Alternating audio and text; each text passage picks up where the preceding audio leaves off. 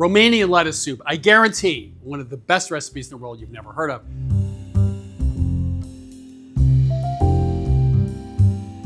I was in Bucharest. I was cooking with Marius, great guy, at Bacania Veque, his restaurant. The food was amazing, and I was thinking about Romanian food. I didn't know much about it.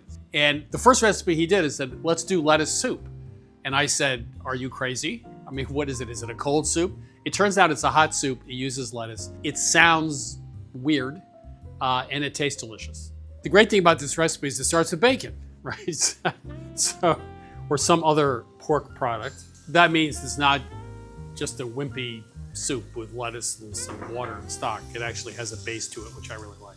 While that's cooking, we're just gonna prep the dill with the garlic, scallion whites. I hate it when you're cooking and you're prepping and you're cooking, then things burn, things get out of control, you're not paying attention. I like everything prepped and measured ahead of time. Just keep about a tablespoon of it. So now, that adds a lot of flavor. Just pour off the extra. If I'm in a bad mood, just eat bacon. I'm in a good mood. Normally, I'm not big on minced garlic, but I asked Marius, I said, what's this deal with garlic with you? He said, I love garlic. I want more garlic. So he was definitely into garlic. We eat a lot of garlic.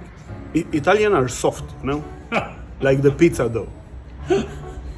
But for us, garlic is very important. This is his recipe, so we'll do it his way. Open your mind. Think big. And the dill stems. We're just doing this for a couple minutes. Quart chicken stock and some water, a little salt and pepper. Most people probably use water. They don't use chicken stock. Stock is not something that's used that much outside of Europe. Most other cultures use water. I'm a fan of water because it allows the other flavors to come through. In our case, romaine. And we're gonna cook this. I'm gonna turn the heat down for a few minutes until it softens. So you can have a soup and your salad all in one bowl. The other thing we do is we add egg yolks to yogurt and temper it a little bit. And that adds some body to the soup, so it's not just water and stock. It's sort of like, I don't know, it's like the soup from hell, right? It's got bacon, it's got scallions, it's got yogurt, it's got eggs, it's got lettuce, It's crazy. It's crazy. We should just call it crazy soup. There were a lot of other surprises in Romania. It's a repertoire of recipes most of us are not familiar with. And also, it's very frugal cooking. Almost everybody I cooked with had a root cellar, they had a garden, they were cooking. It's extremely local cooking. They're not importing things from South America, at least not in the country, which I really liked. So, the kitchens were simple. The food is great. Is that good?